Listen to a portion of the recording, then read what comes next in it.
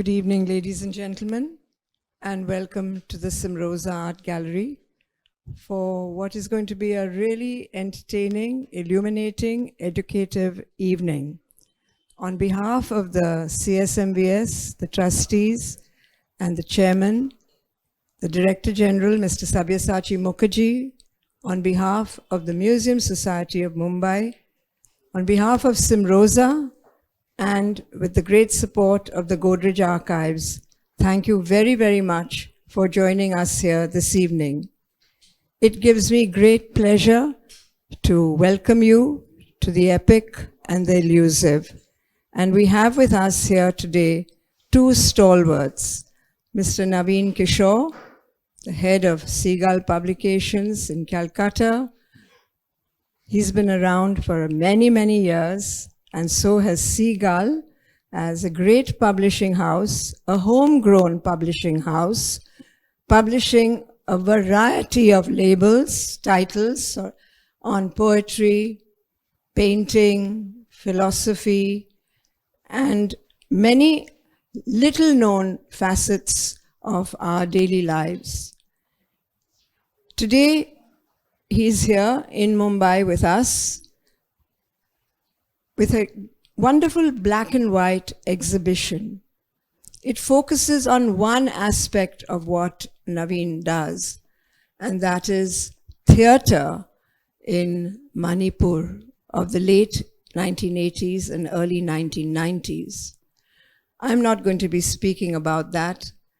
He is in conversation today with Ranjit Hoskote, cultural theorist, friend of the museum, friend of Simrosa, friend of Godrej Archives. Ranjit faces and challenges every day and many, many requests, but he acceded to this one with his normal grace. And thank you, Ranjit, for being in conversation with Naveen. Ranjit is well known for his work, his poetry, art, aesthetics, his connection with museums and museology, not only in India, but abroad. So welcome, gentlemen, on behalf of the audience that is present here this evening. And we're looking forward to hearing from both of you. Thank you so much. Firoza, thank you so much. It's always a pleasure to be at Simrosa. It's been marvelous to have been part of the Curatorial Collegium for Simrosa at 50, and then to be part of this continuing series of projects here. So, Naveen, it's not coincidental that we're having this conversation on the 161st birthday of Rabindranath Tagore. Gosh, okay. That's a tough act to follow. Indeed, but I think in the spirit of such a polymathic figure, I think what I'd like us to do today is to maybe circle around this exhibition and the images that we are surrounded by, and then reach out to your various practices. But what I thought we'd begin with is not immediately to talk about the political context that the images came from, but rather a question about your own aesthetics. Because it's, you know, when you first showed us these photographs in Calcutta, something that came to mind strongly was, at what point does the eye fasten on a subject? After all, these were performances that were neither rehearsal nor public performances. And I hope you'll talk about the moment in which you encountered these plays and these actors. I found myself thinking about the not yet subject. What was the point at which, in the act of making these photographs, how did you fasten on what the subject might be? Which figure in a certain constellation of figures would you focus on? Or also, which figure would you not necessarily focus on through an aesthetic of accident that you and I have sometimes talked about? So could you take us into the process of how these Sure, images I mean, I can try. I think, yeah, I mean, if you begin with that last word, which is the accidental, it is not a inconsequential or a negative term. It is also something which can be fine-honed through instinct. You can actually set up what I've often called this sort of possibility. You know, there's a kind of, quite like in this room, if we hid 30 cameras and we blasted everybody here with a certain kind of light, and they went about their business or their discussions or their viewing of these photographs or their drinks. And at the end of which we ended up with some 300 photographs, because I was sitting at the console and curating or choosing or permuting and combining things and taking certain photographs. So I cannot predict. I can only create the possibility of something. So, and that something instant in which you click, click, click, click, and so on and so forth. Here, the performances these were all performances, somewhere under rehearsal conditions, in the sense that you have to remember this was the time of the curfew. You had whatever space was available, whatever basic lighting was available. Sometimes word spread, so audiences were keen on seeing their young groups that heard about performance, so on and so forth. You can also connect this to the fact that I was translating a language I didn't know, which is the spoken word or the movement. The movement was slightly easier to translate and therefore anticipate, right? Remember, I haven't seen this. This is not a photo shoot. I don't have a directorial presence telling me you can now shoot this, shoot this, shoot this. So what it creates is a kind of intimacy. It starts within you as the person who's, in a sense, you're fighting for your life because you're just not going to get that second opportunity. You know it's just that duration of 40 minutes that you're going to be shooting. You know it's low light. You have no stands or tripods. That's a choice. So it's all anticipation to find that moment. Anticipation also has a built-in thing of choice. I have no method to the choice. I can at best carry on saying intuitive and come up with many synonyms for that. But there is a kind of intimacy between what you're about to witness, and there's also a certain, if I may use the word clairvoyance, it's like, I use it slightly loosely in the terms of something in your focus suggests what is going to happen next. Is the arm going to move here or there? Sometimes you go wrong, but you catch up with it still, if you wish to. But that point, there is no science in my photography to that moment of choice or choosing to click at that particular thing, except that the images have to make sense, the relationship between the performers of what is happening. Because no matter what the language, when at the core of all this is a certain, what should we say, authoritarian, political, almost violent set of images, you know eventually where it's going to head in a certain kind of way. But again, I'll stop after this, which is that the accidental can, in some ways, also feed that clairvoyance, right? Because you're not worried about what the result is going to be. You know you've set up possibilities and that something will come out of it. And the relationship between what you've seen through the lens and as it links to what is going on in your mind, because you're wanting to predict the next scene and the next scene and the next scene, is so strong that there's no room for a certain kind of self-doubt. But there is a kind of suspense and a kind of pleasurable anxiety, because all of these are on film, they're analog. You wait. You have to wait, in this case, to get back to Calcutta, to process and to see. And once you see the results of it, then there's a different kind of stories emerging, right? Some that resonate, some again already has become memory, it has become a past moment, which we know about, the fact that every instant is past, but I'm also looking to the future, and that becomes the past, and this process of photographing. I'll stop here, because I don't know how much of that makes any sense. I was just thinking that at the core of this work and a lot of your other work in photography is the apparition.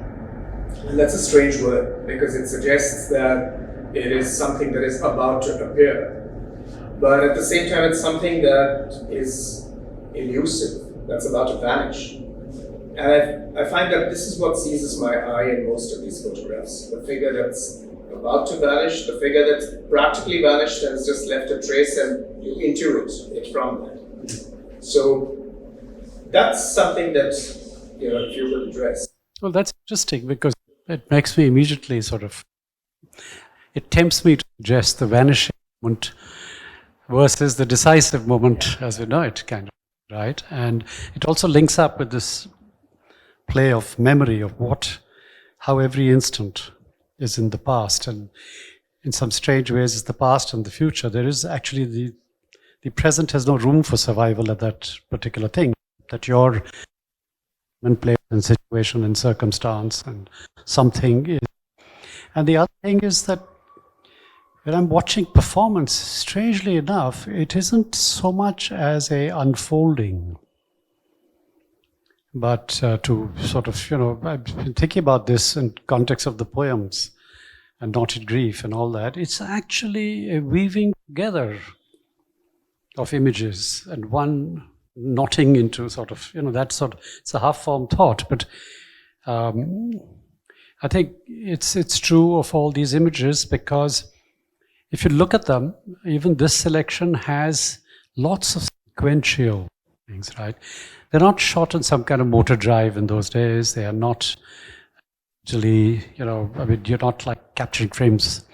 So it is what you said, that moment which is about to vanish is being predicted in a certain way, not in a precise way, but in a certain anticipatory kind of manner. So it links up at that level. And I think the only brief for myself was to kind of not lose sense of the dark.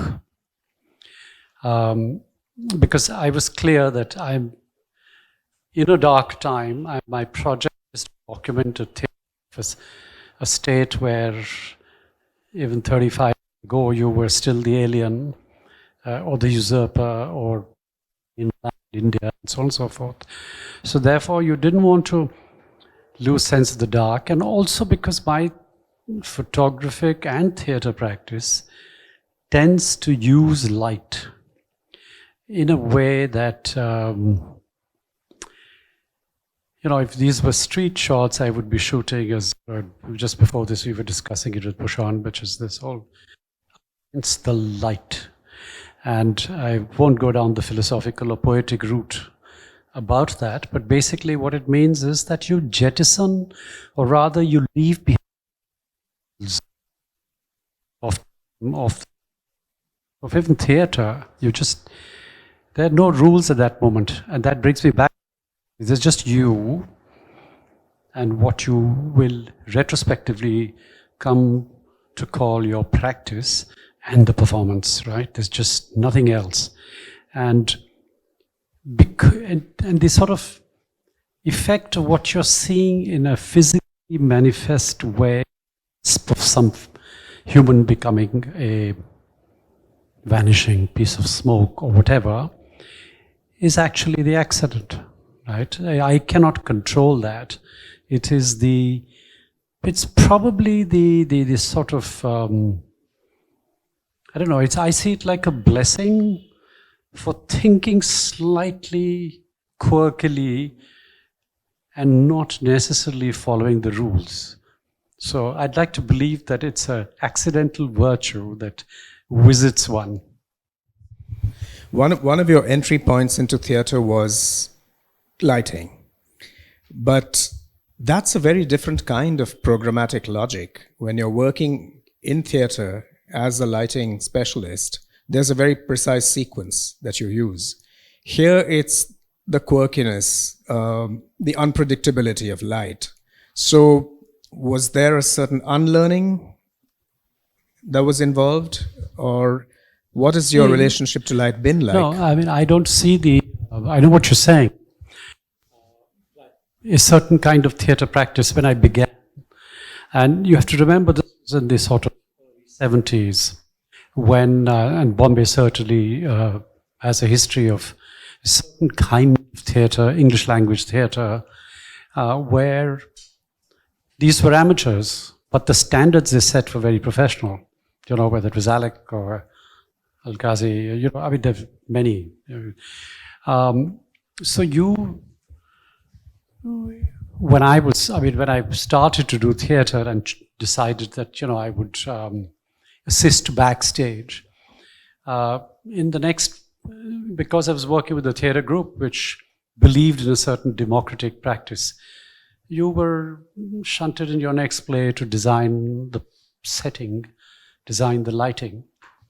And in those days, what was our point of reference? There was the British Council Library, so you got your books, so you could read, you could see performances,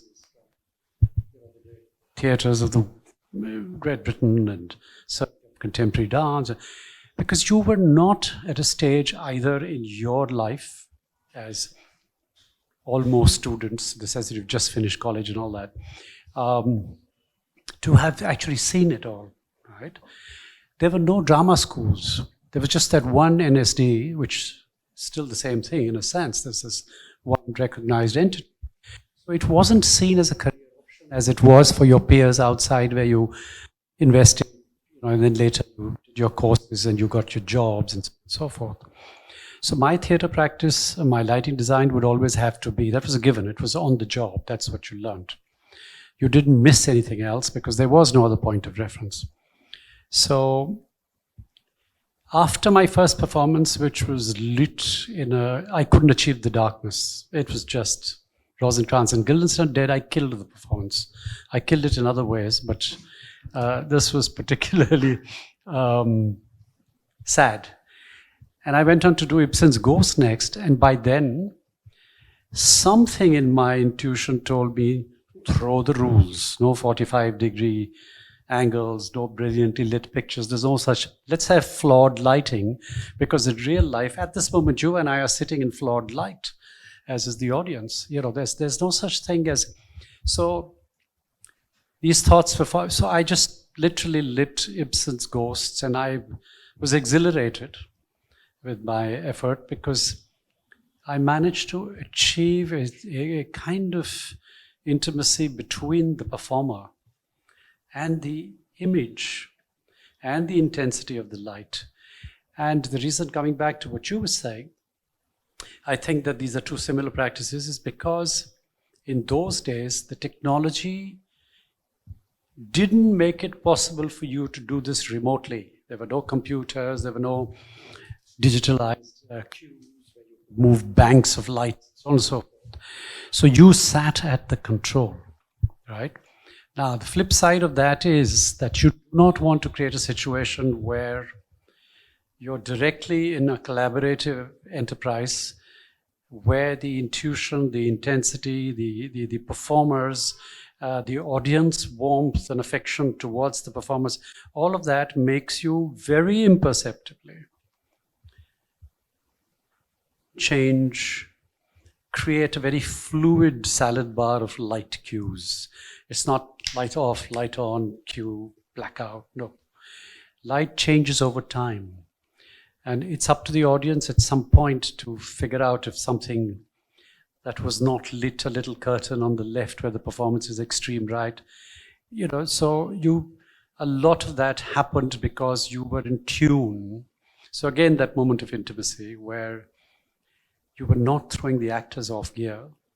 Their cues existed, but they were not aware that around them you were painting little brushstrokes of illumination or light, which was in the same way when you talk of documentary or you talk of abstraction. Again, that no man's land between the two, that area of translation, of I don't really think there is anything documentary when I set out to photograph a theater performance. It is also a documentary. In other words, this documentary moment, it tells a story, it tells you of what the scene could be, it tells you the relationship between these two. But it is also moving towards the moment of abstraction in a certain kind of way, right? And that, I think, is what I'm happy to explore with you, because I've never really thought about it except under fire like this. That's something that we've talked about also while making this exhibition. I'm struck by how, over a period of time, the original context of the images has receded. I mean, we've all lived through those times, and for different reasons, we've all had our connections with the Northeast and its turbulence, the different multiple turbulences in different parts of the Northeast. And the original context of these images was a particular issue of the Seagull Theatre Quarterly. So when I think about documentary and abstraction as two different mandates for these images, I'm also thinking of that. I'm not using the word illustration in any kind of instrumental sense, but these images accompany texts such as the ones we've extracted for the exhibition, which were meant to introduce readers to these compelling questions and these urgencies. But decades later, these images lift off and they have this more archetypal quality. So as photographer, as researcher, as editor and anthologist, and how do you respond to what these images meant in that original publication context and what they've come to mean to you today? I think even in the issue of the Seagull Theatre Quarterly, in the circumstance of our having gone there as a team to document, interview, record, shoot. I mean, the issue itself in terms of its written articulation is the document. In other words, it's all primary material. There's nothing secondary there except the editorial. So it's in the words of the performers, the protagonists, the directors, the writers, all the actors that made up this issue. At the core of all of that is that there's a certain humanity at stake, right? My photographs even then are actually creating what can loosely be called a third art form. It's not just the performance. There is the act of recording, transcribing, translating, often from the Manipur. And there is this business of images which are standalone, but their role when they marry or fuse or merge within the context of the printed pages is one of an accompanist, right? But that's not, I mean, it's not unique in the sense that it could have been done very differently. It would still fall into that area where, supposing each of these directors had the time and had, instead of 2 hours, you would devote sometimes 40 minutes, you had a whole day where you went through shot by shot by shot, you would have perfectly lit. I may have got rid of the dark, there would have been that sort of grayscale of a certain kind, and these. So the whatever intuitive being within was not satisfied with anything other than the personal eye that sought a certain kind of dark and light and so on and so forth.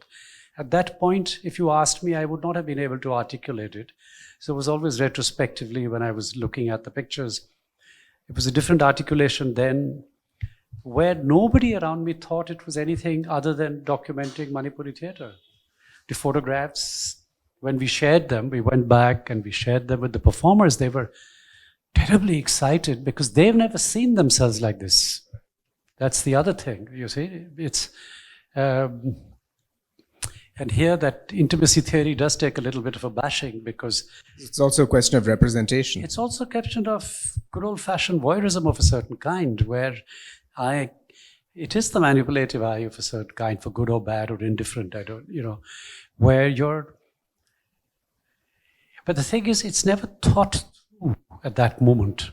You can theorize on it later, because there, at that moment of urgency, the urgent moment, the urgent instant, in fact, is far too charged with your trying to capture or create something that represents. It is a document automatically because it represents that performance.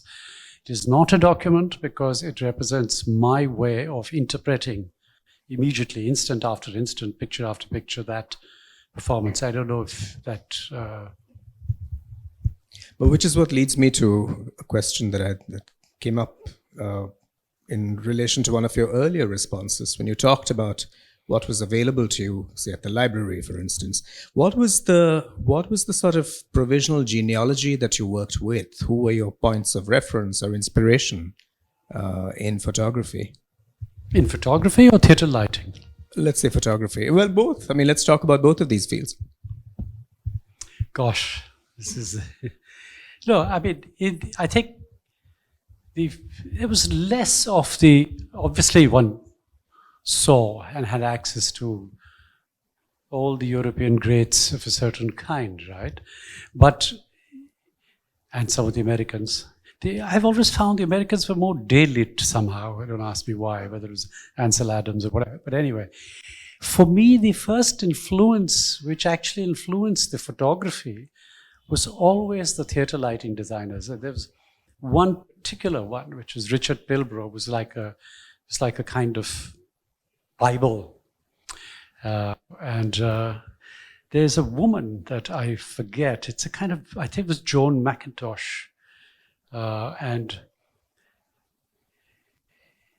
she was the first one that it was seeing her work, at which then later I would see performances, taught me that you could light the atmosphere. You can do it scientifically. You can spray the air on the theatre, which people do, and create, particles that are visible with lighting. Or you can do it indigenously, because you have to remember that we were great at the indigenous in our country, because you didn't have the economics as theatre people. You just worked with available resources and so on and so forth. So you could use tin cans, for example, to get a certain quality of light. Again, the accidental came into play. It could just be a dusty theatre sometimes, right? And I'm not talking of devices like stage smoke, so on and so forth. For me, when I say light the air around the atmosphere, I simply mean, in very crude terms, you put a beam of light in one set of wings. You hide them in a way that they don't fall where the audience sees it. Therefore, but the illumination is there. So you feel a palpable something which gets enhanced, and your hunch that there is something in the air becomes true when the actor's hand hits that little piece of. So, you can play around with that. This brings you to the fact that you then get into a certain choreography of light, where the movement of the actors, or the actors learning to take, there are 62 lights facing them at any given moment at different intensities. The wonderful Kulbhushan Kharbanda, and I keep saying this, he knew exactly which of the 68 were for him. I mean, he was like, it was unbelievable. Some intuitively knew it, some knew it because they practiced every step and so on and so forth. Today's technology allows you to actually be able to follow that. The actor becomes the canvas which you can paint in a certain way. It's not collaborative enough and so forth. Sorry, I'm digressing. You're proceeding by indirections. It's a great thing to do. But I was thinking that all of these practices have also defined a certain kind of curatorial practice for you. A lot of that work being done at a point before the notion of the independent curator was really even established in India. So could you talk a little about that? The exhibitions that you organized, the way in which you responded, for instance, to impromptu occasions, non-traditional spaces.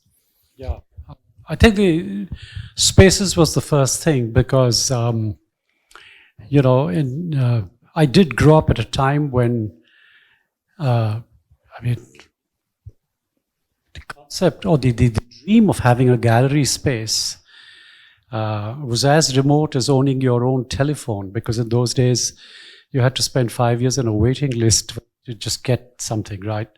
And you were impatient. Later you would, in gatherings of this kind, you would say you were passionate, but you were just impatient to get on with it. So you did the next best thing. You reached out to people you knew who had resources.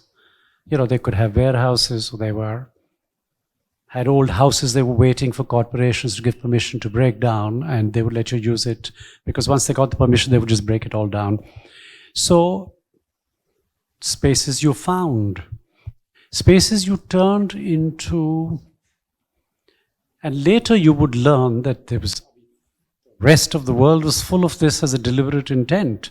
Entire districts of warehouses, riverfronts, people seeking out things that were not meant for theatrical use being turned into spaces for theater or art, or later, much later, people would install, and so on and so forth. At that point, you were intuitively looking for a home for your creative impulses to show the kind of artist that you wish to show. It isn't that what you were showing was some sort of a radical sound and light, and you know, no, it could be K.G. Subramanian or Chitravanu Mazumdar, whatever. It's how you showed them, where you showed them, what was the relationship of these strange old houses. Sometimes it would pour through the ceiling, and you would have a 7 by 5 foot Subramanian acrylic at one side, and the audience, between the audience and the painting, there was pouring rain, which had, you know, and this has happened. So later you would realize that you were at some, you know, because later you were involved in the city's heritage plans, and you would try and convince people to give you old homes to do things in. And in some ways there was slight satisfaction that you were kind of ahead of the game, because you'd done this without deliberation. It was, I would not take credit for it, it was an intuitive impatience to do and not be waiting for the ideal conditions. But you created artificial grids even then. I discovered very early in life that you have to light sculpture. You have to sculpt it, and it's just like performance. So one would therefore create wooden pattern grids, which later galleries do differently. Also, and you would use indigenous, there was only one thing available that was called the Philips Comtelux lamp. And you got your beams of light, because you were obsessed with beams of light, was by taking a black chart paper and creating a funnel that, you know, which still works in some ways. So yeah, and so a lot of the art till very, very, very late into that kind of pursuit, when the gallery spaces became hireable, or you got your own space, and so on and so forth. So it was definitely, and then this business of how you or Nancy would arrive at hanging a certain show, telling a certain story, linking it to the artist's own development at that moment in their lives, and so on and so forth. We were not aware of that, but what we were aware was, how would you hang something in a way that would evoke a response that you couldn't predict, but you set up the possibility that somebody would respond. It's just not one piece of canvas or a bronze on a, and one actually saw that when people commented and tried to find articulation why this was different from, say, going to the Birla Academy and just seeing a tube-lit exhibition in those days, right? So there was, all of these were connected, your theater, your aesthetic, and the aesthetic was never stationary, right? It was always elusive, and so you were always in transit trying to get to it in a certain kind of way. So I think to me, it seems very simple and seamless, all of this feeding of each other, and very happily not arriving at anything. I want to shift the ground a little bit now, but carrying these thoughts with us. In thinking about this body of work, we've been focusing on how it represents a certain creative impulse that survives even in the most unpromising political conditions, with violence and repression and all of this that Manipur faced in the 90s. But it just came to me a little later that it wasn't a terribly different situation in the 1970s and 80s in Calcutta, when you came into your 20s in the mid 70s, and we're thinking here of the night movement. exactly, yeah. So could you talk to us about that? How, there seem to have been all kinds of subcultures, art, there was jazz, there was all kinds of stuff, and yet there was this incredibly disruptive, turbulent political scenario as well, and the gradual, for lack of another description, brutally, there was a flight of capital away from Calcutta and from Bengal in general. So there's that whole scenario of decline. Yeah, the flight of the capital, in fact, was imminent also because the infrastructure collapsed in a certain way, where you had 14-hour markets on the trot, right? We were familiar. We in a COVID world, we become familiar with certain terms, so on and so forth. Then we used to use the term load shedding, and there were inverters with batteries, and my son, who's now almost 32, has some strange memory of as a toddler, not even a toddler, some 7, 8. I remember that when he was 7 or 8 months, you would be rocking this guy for almost 4 hours, humming some out of tune Kishore number, and this guy has memories of that when he hears it, And it was a weird Bengal. There was huge creativity, and partly the creativity was fueled by the politics of the time, where this was just before the left were going to come in for power for 36 years. And so all the theater and the cinema was made up of, wonderful people like Utpal Dutt, Badal Sarkar, Mrinal Sen, all of them. I won't include Ray, though he was very much there, but the forefront of this was not didactic stuff being shoved down your throat.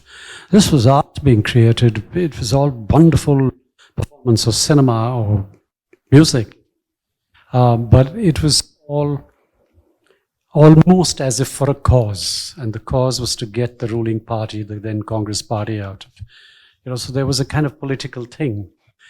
As students, we were constantly surrounded by friends who were either disappearing or at the end of. I was not a great street fighter. I was never at the barricades, but one bought into the ideologies. I still have a very theatrical imagery of a kind of 4-hour standing on top of the YMCA's balcony. I used to play table tennis. I represented Bengal juniors, and we would stand there. I remember one evening from 5:30 to 9:30, the entire Charangi was full of,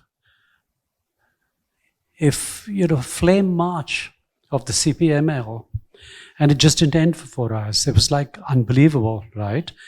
And so growing up at that time, or in any time, even today, there are young people doing lots of interesting, meaningful things. You found meaning in your reality and circumstance at that point. Technology wasn't available, and it wasn't even anticipated that it would be available. So you didn't miss it. So you used. Yes, your only brief was that you didn't want to spend 100,000 rupees on a production of Anne of Green Gables, that you should do it for 300 rupees. which is because theatre is all about magic of a certain kind. You make what isn't look like what it is, and so on and so forth. So there was all that happening. For me, it was also compounded by something even more exciting, which is that my peers in the West were seeing themselves through college. They were able to afford by working cafes, the work culture. In our country, young people didn't have jobs. They either had jobs to support and they didn't have the education. So you had to choose. I had to plunge into the act of supporting a family. So I had a part-time job which paid for my honours fees, but it also actually contributed to something at home. But it did make me feel 20 years later that, oh my God, I missed my adolescence. Because I did my jazz, I used to be able to dance beautifully, so I was dancing every evening. There was theatre happening, there was literature. Yeah, you couldn't buy the kind of books that you wanted to. But, you could barter. With 6 old books would get you half of a new one. There's all this kind of stuff. The reason I'm saying all this is because all of that informs your design aesthetic. It all leads to a certain kind of photograph or a book cover design or a choice that you make and so on and so forth. Everything kind of, and within the Indian context, because there's so many of us, you just step out into the street and there's inspiration because there's so much happening, unraveling around you and so on and so forth. Also because to make a living at that point, I was creating space for myself to not just rely on theatre lighting to put food on the table. Because that wasn't enough, because half the people doing theatre were your friends. So how much could you charge them? So therefore, you became what you knew about the old histories of great impresarios, right? So you became an impresario, what today people call event management. But you were very clear that it would always be either the Robin Hood thing, which you turned to because the advertising agencies wanted you. They wanted you to reveal a new tea packet for Lipton to 400 people at the Taj Coromandel in a whiff of smoke, a little jingle somewhere, and magic. So you use theatre, which you charged atrociously for, to subsidize the in-camera Badal Sarkar theatre workshops that you believed in, you wanted to document. Or you showed just commercially successful, but within your own aesthetic. So you would, I did a program called Sitar or Surbahar with Imrat Khan Saab and Nishad, and you showed everybody. I did Begum Akhtar to Yamini Krishnamurti to all of the dancers, the singers, and you were teaching them to perform the opposite of what they were used to in music conferences and festivals, which was flat lighting.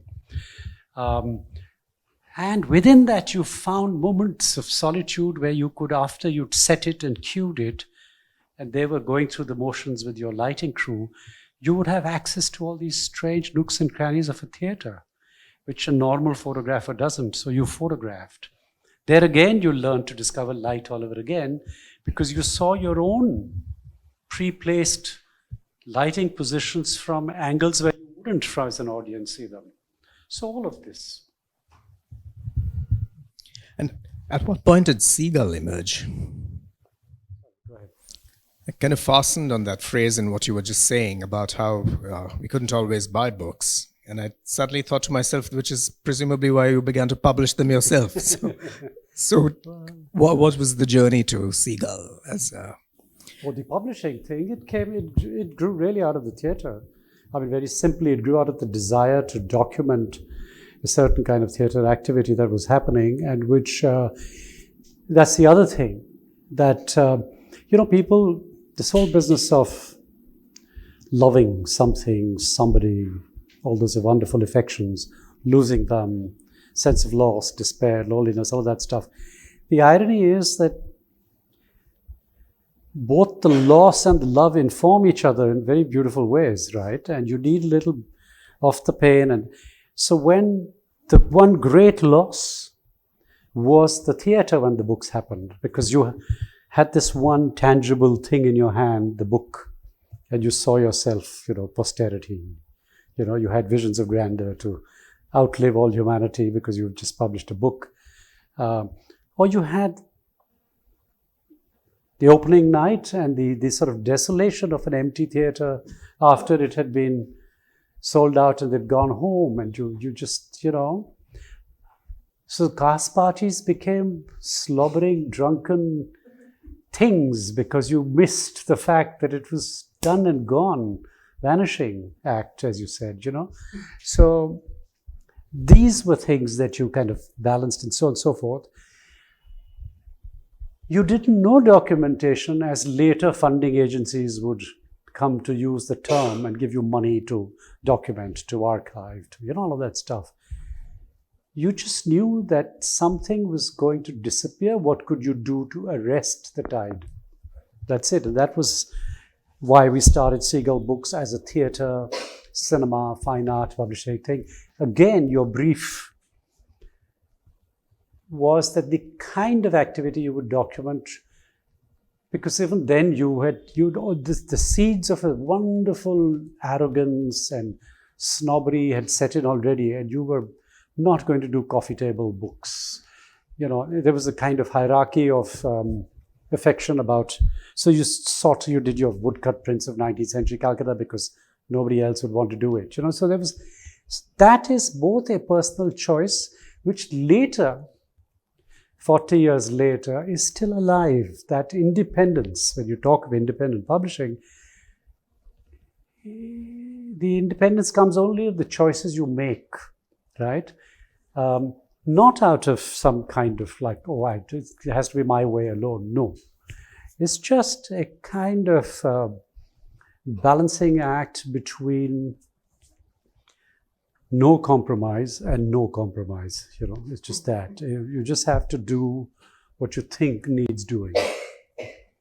And it's now 40 years of Seagull, and it's taken, I think it took at least 30 years for the market to find us, because, and this I've said often, repeated in any number of conversations, that it's not just target audiences. I cannot always publish books that I have a target audience in mind, right?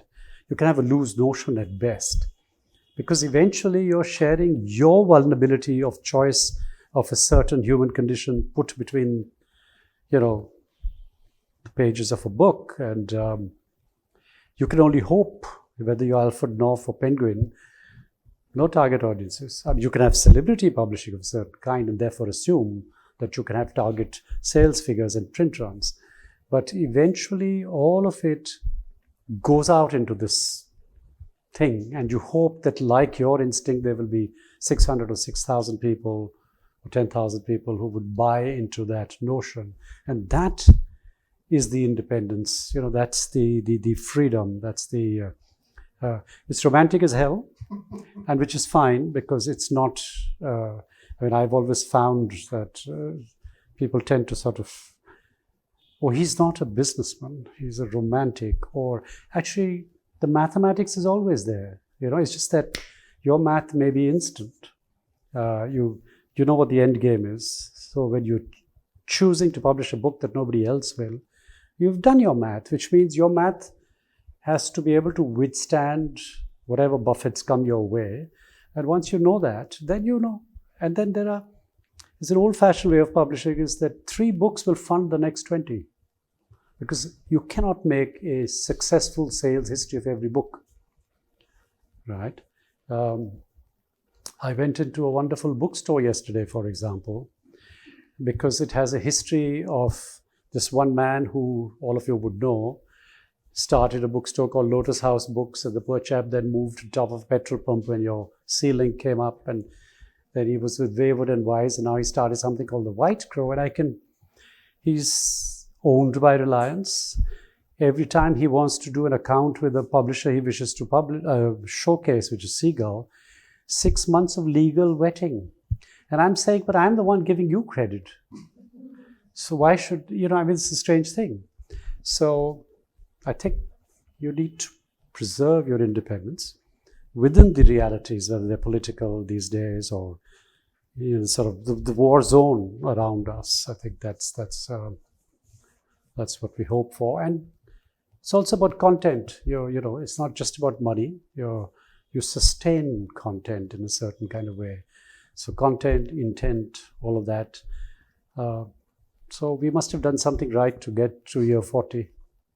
I was also thinking of how Seagull actually is, well, we've said this often enough, an international publisher that happens to be based in India, but also a primary publisher and translation of a number of major figures across the European literatures. Yeah.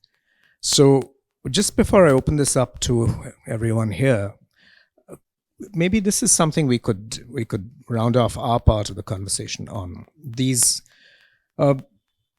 bonds of friendship and generosity and affection through which you've over the years had, conversations and collaborations with a range of figures, Hans Magnus Enzensberger or Alexander Kluge in Germany, for instance, or Giorgio Agamben in Italy. What was the organic way in which all of this developed? I'm just naming 3 or 4 of your authors. I think it's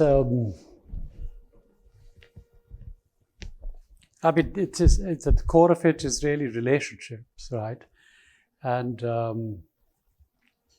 I think I was talking to Pordy about this at length today. We were talking about networking as a oft-used word, which is actually very alien to me. I use it willy-nilly in circles to show my erudition with the times, but it's really relationships versus networking. Networking, as was pointed out by my friend, is some kind of a derogatory, almost on the make air about it in a certain kind of way, right? And relationships at the core of all, at least from my end, the Seagull end or the Naveen Kishore end, is all about a certain vulnerability, is all about rejecting quid pro quo. Even at the risk of calling your own bluff, even at the risk of having wonderful negative thoughts visit you and say, gosh, you're being exploited, all of that will happen. It's part of being human in a certain kind of way. But to be able to persist in a relationship, it cannot be a constant debit credit of what Ranjit did for Naveen or what Naveen did for Ranjit kind of thing, particularly when these relationships are not hunky-dory all the time.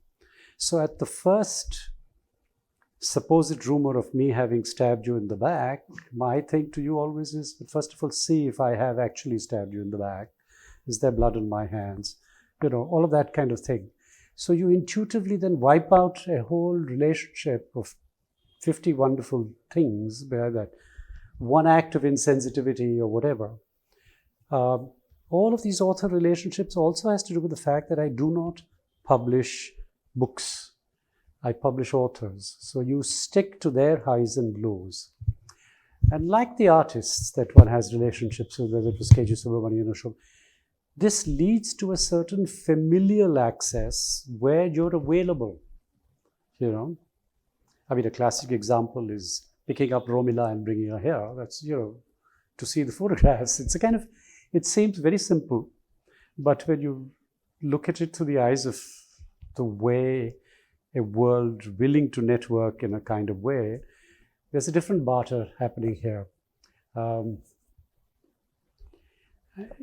That, and I think something in the way I communicate, which is my preferred form of communication, is letter writing. And you are, familiar yourself as one who writes letters. So there's no difference between the personal and the business tone of writing to these people. So you write letters of great affection and love, and it's not always about the book or the contract. It's, about what's happening in their lives. So you then are thrown back 60, 70 years of how publishing used to be about relationships, where wonderful publishers used to nurture authors. And I've just finished reading this wonderful translation that I can't even hope to achieve to do. It's some 1,000 pages of the Zurkam publisher who sells letters with Thomas Bernard.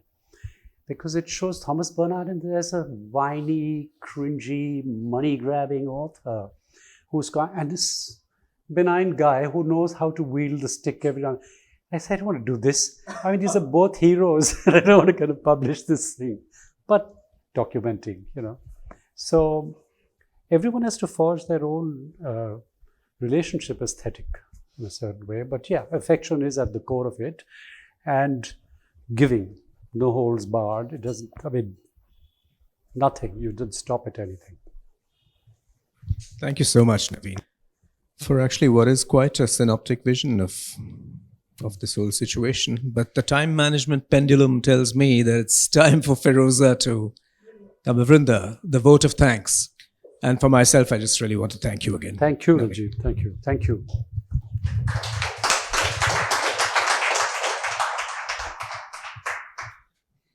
Thank you, both of you. So just like in any theatrical performance, it is very important to take a pause. I think we have also arrived at the same moment in this conversation where we would like to pause and take in the insights that, Naveen and Ranjit has offered us into the whole process, of the photographer and how he has actually arrived at this.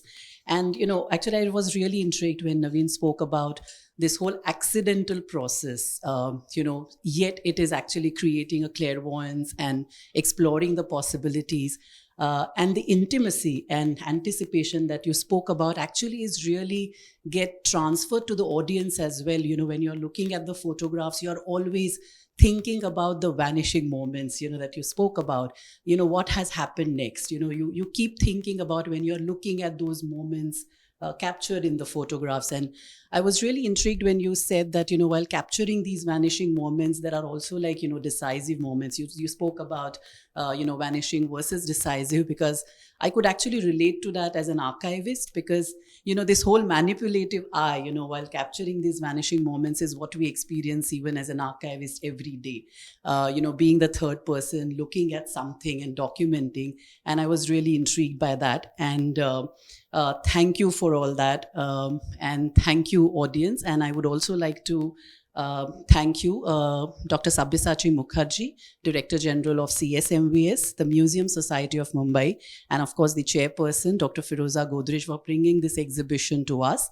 And I would also like to thank team at Godrej and also at Simroza for making this possible and creating this wonderful evening. Thank you, everyone. Thank you.